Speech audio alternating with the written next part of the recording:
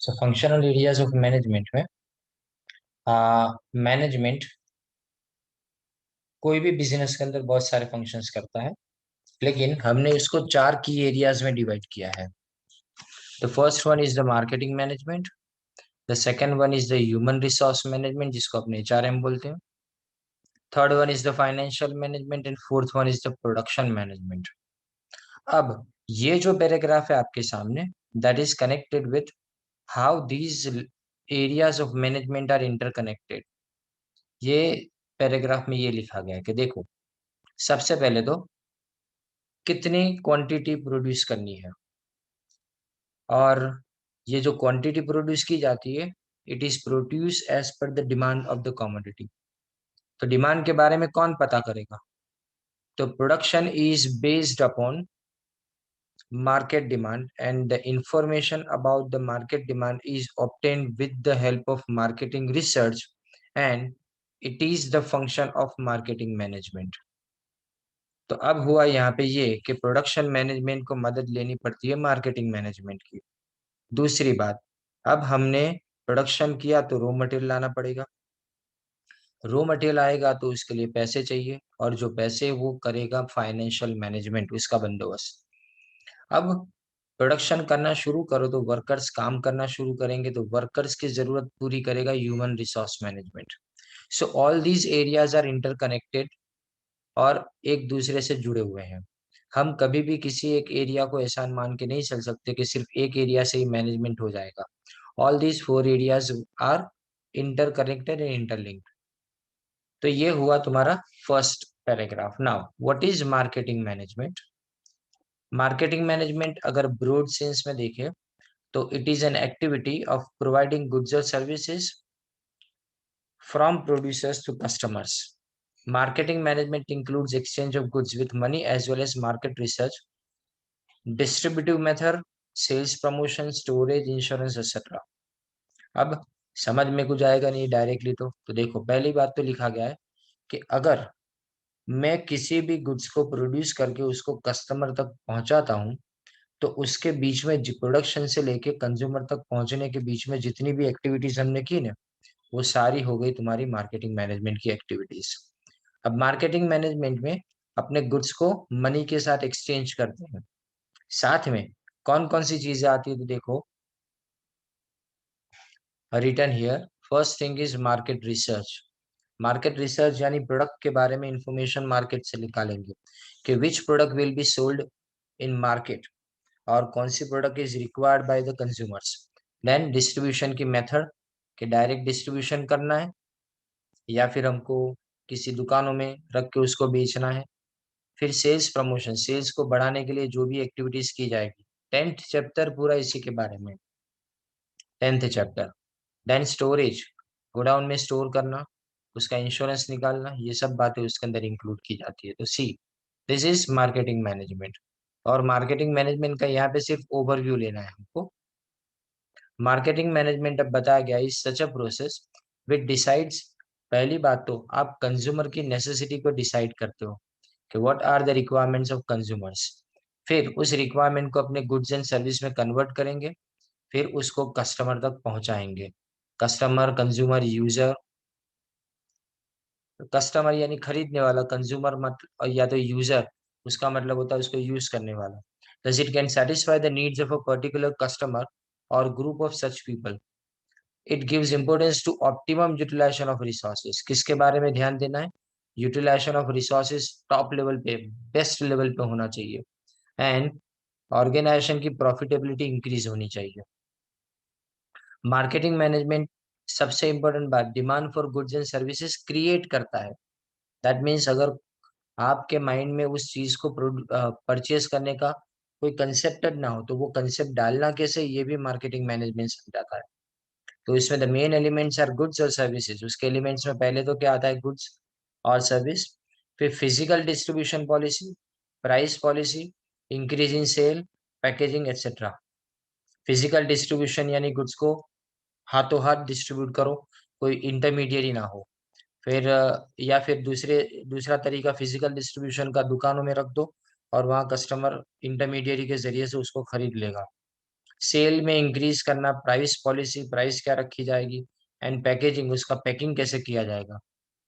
Packing ऐसा होना चाहिए जिससे कन्वेयंस में यानी एक जगह से दूसरी जगह भेजने में आसानी हो, और जो प्रोडक्ट है उसके अंदर वो इंटैक्ट रहे, प्रोटेक्टेड रहे। अब देखो ये फंक्शंस, देर आर 4 पीस। यहाँ पे जो डिस्ट्रीब्यूशन लिखा है ना उसको आप प्लेस बोल सकते हो।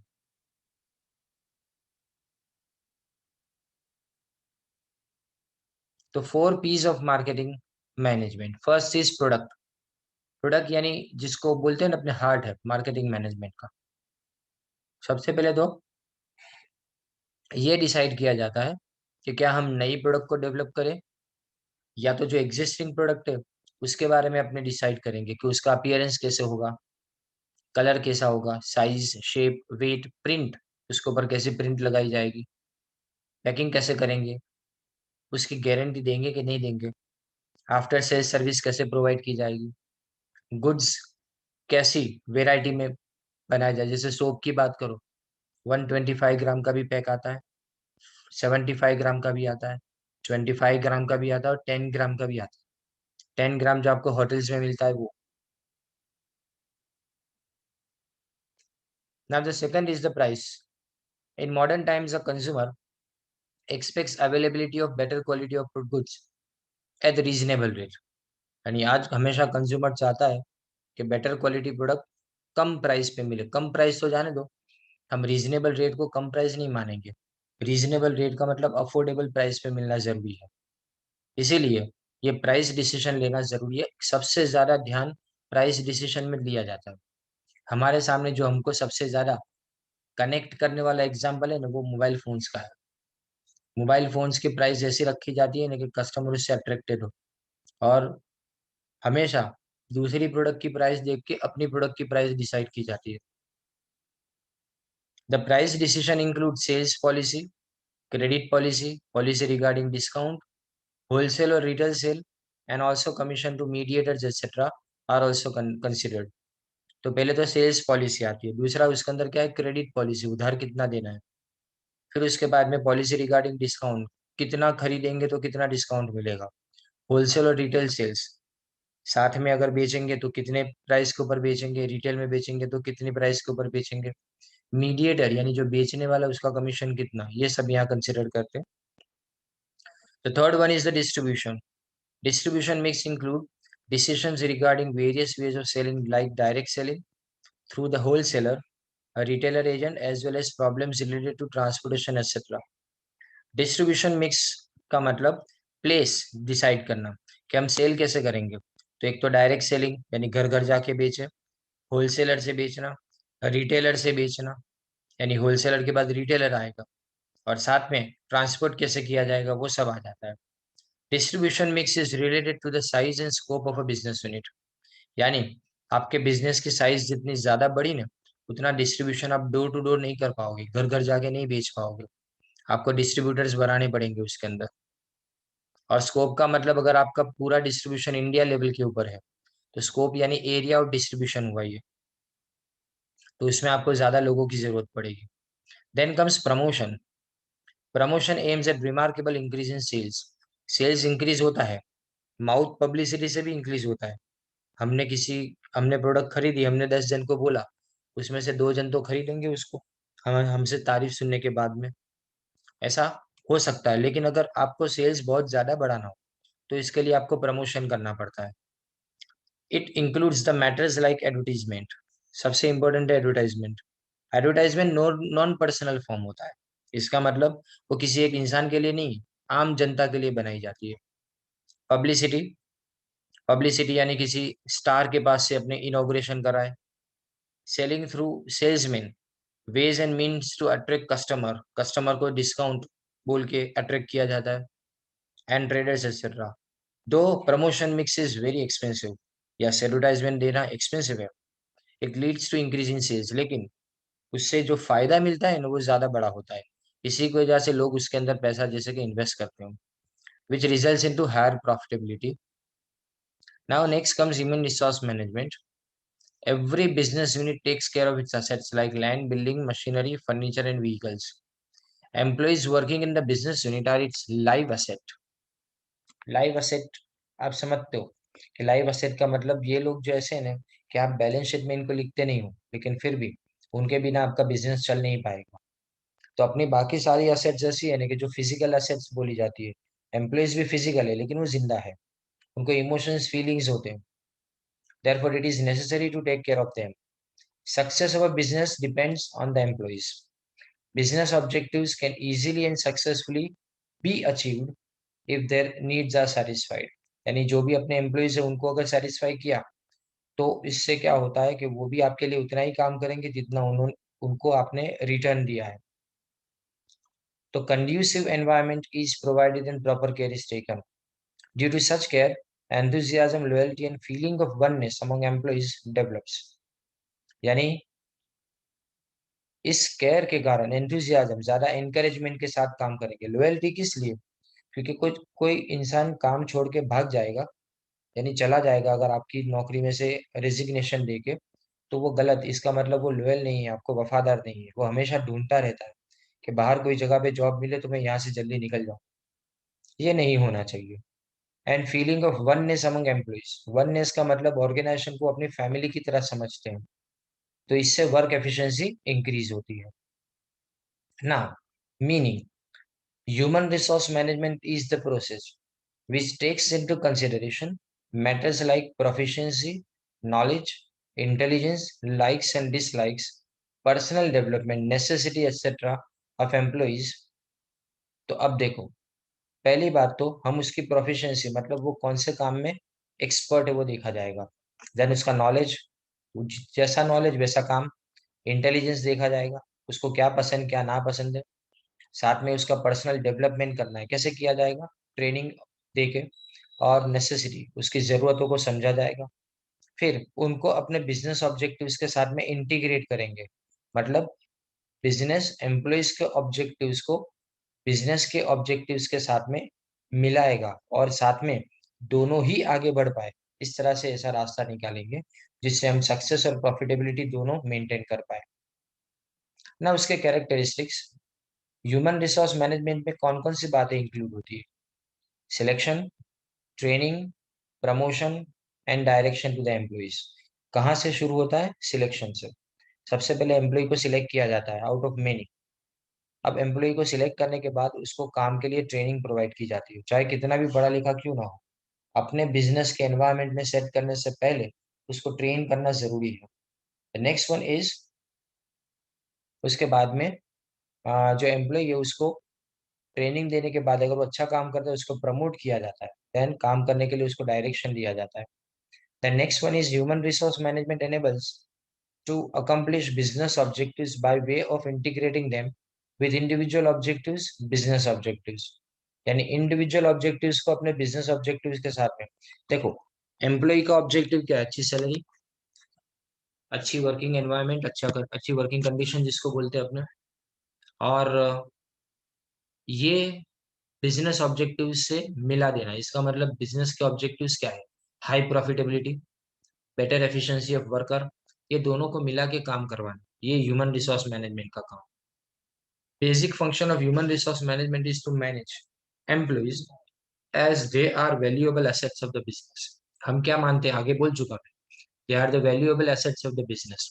भले उसको बैलेंस शीट में नहीं रखते, लेकिन फिर भी ये जो असेट है वो इतनी वैल्यूएबल है कि उसके चले जाने से बिजनेस पूरा शैटर हो जाता है। It provides proper training and thus develops personal for the job. ये ट्रेनिंग प्रोवाइड करने का काम करेंगे, साथ में जॉब के लिए, यानी डेवलप करते हैं, develops personal for the job, ऐसे स्टाफ को डेवलप करते हैं कि जो जॉब के लिए काम करने वाले हो। And human resource management evaluates, ये पार्ट भी इंपॉर्टेंट है। देखो, इवेल्युएशन का मतलब क्या होता है कि एम्प्लॉइज काम करते हैं, हम उसको काम करता हुआ देखते हैं, लेकिन अगर कोई अच्छा काम कर रहा है तो उसको प्रमोशन मिलना चाहिए, सैलरी में इंक्रीमेंट मिलना चाहिए। तो इसके लिए हमको करना पड़ेगा परफॉर्मेंस इवेल्युएशन। तो एम्प्लॉइज का परफॉर्मेंस इवेल्युएशन किया जाता है, जिसके बाद में राइट टाइप ऑफ एम्प्लॉय को अपने राइट प्लेस के ऊपर एम्प्लॉयमेंट देंगे।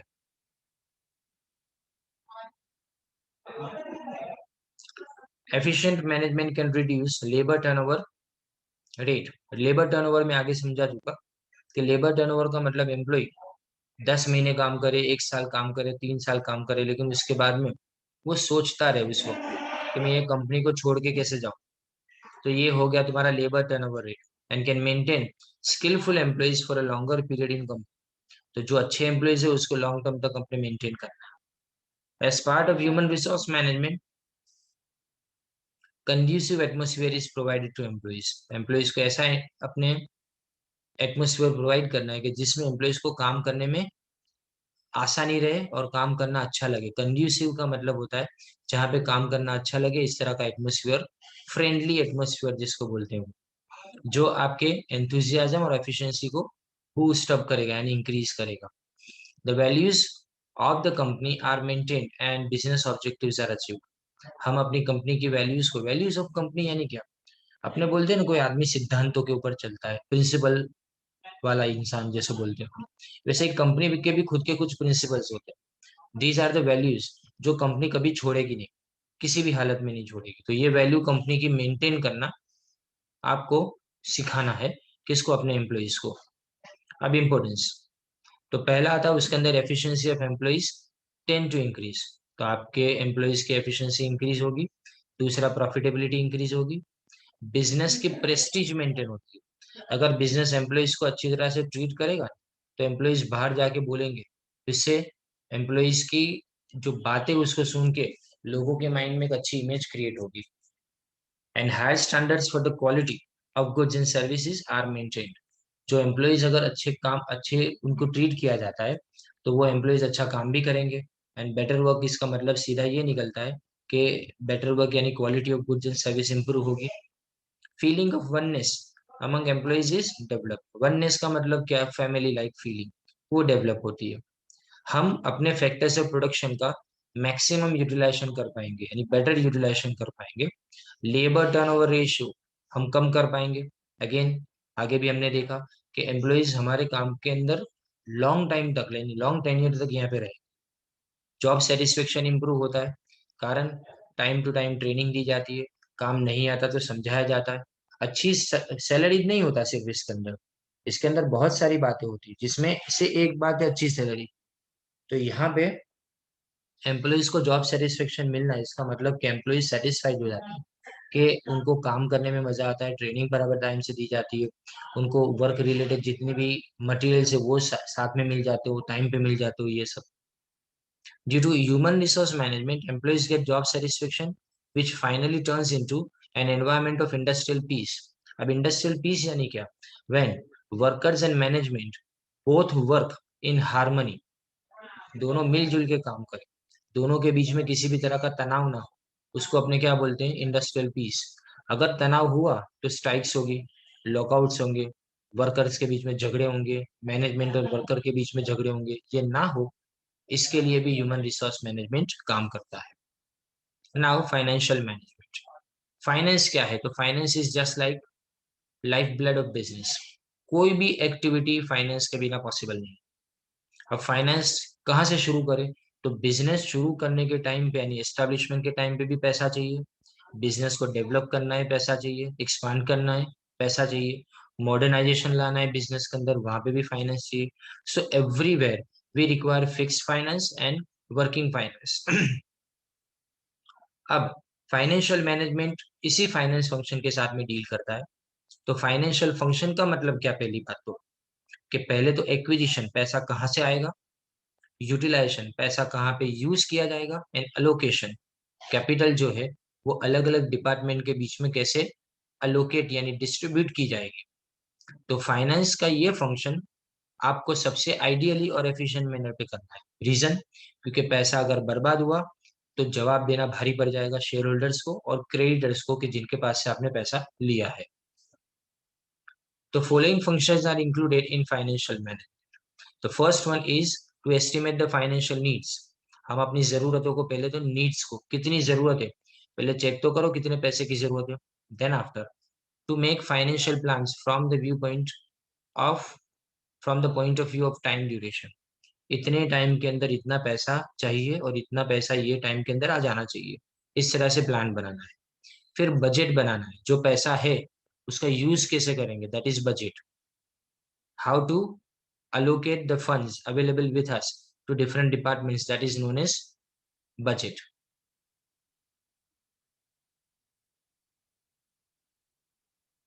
Then after, to allocate funds, लोगों को funds distribute करना, to decide capital structure and to select sources of acquisition of capital. Now ये है ना पूरा आपका चैप्टर है कैपिटल स्ट्रक्चर भी इसी सब्जेक्ट के अंदर. तो अब मैं इसको सिर्फ नटशेल में समझाते हुए बता दूं, कैपिटल स्ट्रक्चर मतलब ऑनरशिप की कैपिटल कितनी लानी है, यानी खुद की कैपिटल कितनी, और उधार यानी लोन कितनी लेनी है, ये डिसाइड करना इसको मतलब होता है कैपिटल स्ट्रक्चर. और फिर अगर ऑनरशिप की कैपिटल है तो इक्विटी शेयर इशू करेंगे कि प्रेफरेंस शेयर इशू करेंगे, और अगर लोन है तो लोन में डिबेंचर इशू करेंगे या बैंक के पास से लोन लेंगे. ये सोर्सेस हो गए आपके. तो पहले कैपिटल स्ट्रक्चर डिसाइड करो, देन आफ्टर डिसाइड कि आप वो स्ट्रक्चर के मुताबिक कैपिटल लाओगे कहां से. To carry out the procedure for acquiring the finance. अब पूरा प्रोसीजर डिसाइड किया जाएगा कि पैसा लाने का प्रोसीजर कैसे. अब मैंने डिसाइड तो किया मैं बैंक के पास लोन रखूंगा, तो प्रोसीजर होता है ना उसका, वो प्रोसीजर डिसाइड करेंगे और उसको कैरी आउट करेंगे. टू सी दैट कि जो अक्वायर फंड्स है, जो हमने पैसे लाए, वो उसको प्रॉपरली यूटिलाइज कर रहे हैं. और साथ में सबसे इम्पोर्टेंट, हमारी सारी एक्टिविटीज पे कंट्रोल रखना है. जहाँ पैसा यूज होता है वहां कंट्रोल रखना जरूरी है. एंड फाइनेंशियल पॉलिसी बनाना, मतलब पैसा कहाँ से आएगा और कैसे जाएगा उसकी पॉलिसी बनाना, उसको फाइनेंशियल पॉलिसी. फिर to plan for taxes, tax का पेमेंट कैसे करेंगे. And to make arrangement of assets. और असेट्स, असेट्स यानी कौन सी, फिक्स असेट और वर्किंग कैपिटल, ये दोनों का बंदोबस्त कैसे किया जाएगा उसके बारे में भी यहीं पे डिसाइड किया जाता है. ना production management, process of conversion of naturally available raw material into consumable finish goods with the help of human efforts. तो कितनी चीज है, पहले तो जो नेचुरली अवेलेबल है रॉ मटेरियल, उसको कन्वर्ट करेंगे कंज्यूमेबल गुड्स में, मतलब फिनिश प्रोडक्ट के अंदर. पर कैसे, with the help of human efforts, human resource को यूज करके उसको, तो इसी को पूरा बोला जाता है production.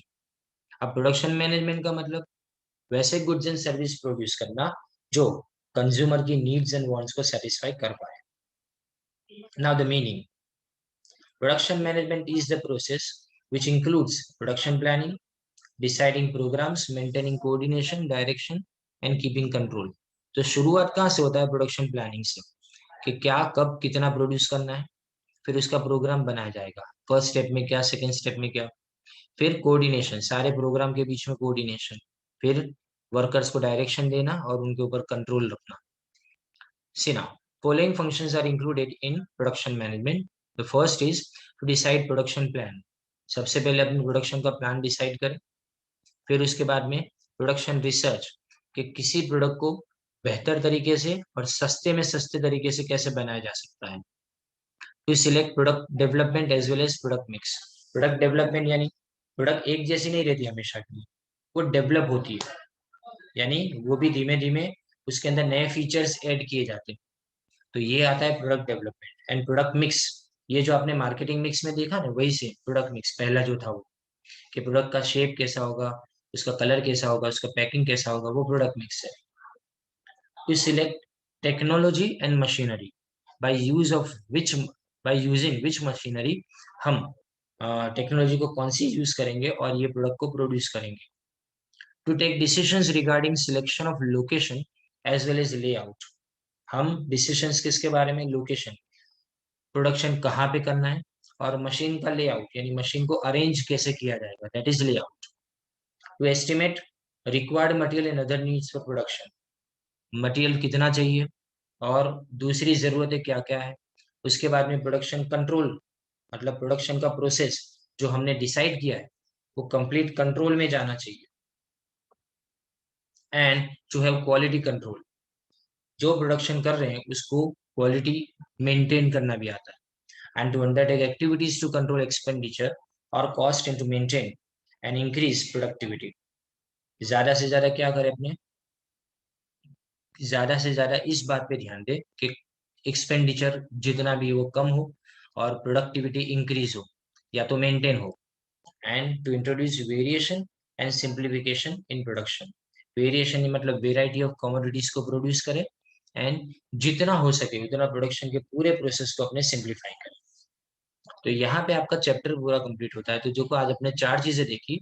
When we talked about marketing management, तो मार्केटिंग मैनेजमेंट के अंदर हमने क्या देखा कि प्रोडक्ट को प्रोडक्शन से लेके कंज्यूमर तक पहुंचाने का सब काम मार्केटिंग मैनेजमेंट में आता है। उसमें डिस्ट्रीब्यूशन पॉलिसी भी आ जाती है। मार्केटिंग मैनेजमेंट कस्टमर कस्टमर के साथ में कनेक्टेड है, तो इसीलिए हमको इसके फंक्शंस में देखना है। पहले प्रोडक्ट मिक्स, कौन सी प्रोडक्ट कैसे बनाएंगे, उसका colour, shape, size, weight, print, packing, guarantee of work, after sales service, variety, ये सब क्या होगी।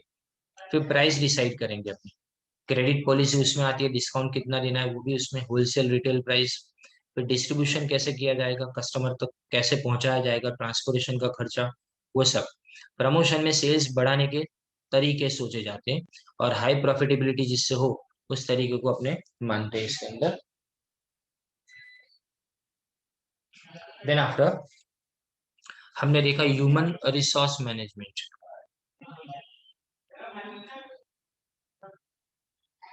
I let you know about that. Ibrahim, मैं भी मैसेज लिखूंगा आपको शाम को। Question number 3, 4 and 5, main question number 3, 4 and 5 first chapter में से 5 मार्क का कोई क्वेश्चन, यानी क्वेश्चन नंबर 5 मत करना टेक्स्ट बुक में जो लिखा है पीछे, वो फर्स्ट चैप्टर में से, क्योंकि फर्स्ट चैप्टर में से सिर्फ ग्राफ पूछूंगा। सेकंड चैप्टर में क्वेश्चन नंबर 5 जो मेन है ना, उसमें first and second question, question number 5 में फर्स्ट एंड सेकंड दो में से कोई भी एक करना है, बाकी सारे क्वेश्चन छोड़ देने। मैं सिर्फ क्वेश्चन नंबर 5 की बात कर रहा हूँ। अब ह्यूमन रिसोर्स मैनेजमेंट में ह्यूमन बींग्स के बारे में सोचा जाता है, उनको सिलेक्ट करने से लेके उनके रिटायरमेंट तक का प्लानिंग यहाँ पे आता है, सब बातें इसमें इंक्लूड की जाती है। फिर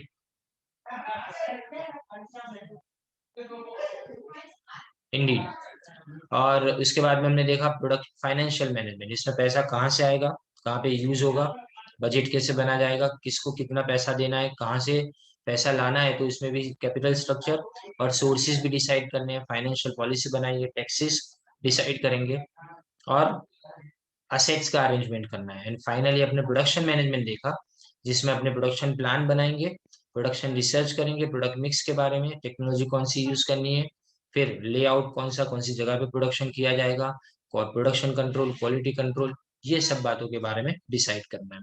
सो यहाँ पे आपका चैप्टर फर्स्ट कंप्लीट होता है। From Monday onwards will start second chapter. ये 5 दिन हमने कंप्लीट करने में लगा, इसको कंप्लीट करने में। All videos are available on YouTube, आप देख सकते हो, अगर किसी का रह गया हो तो। बाकी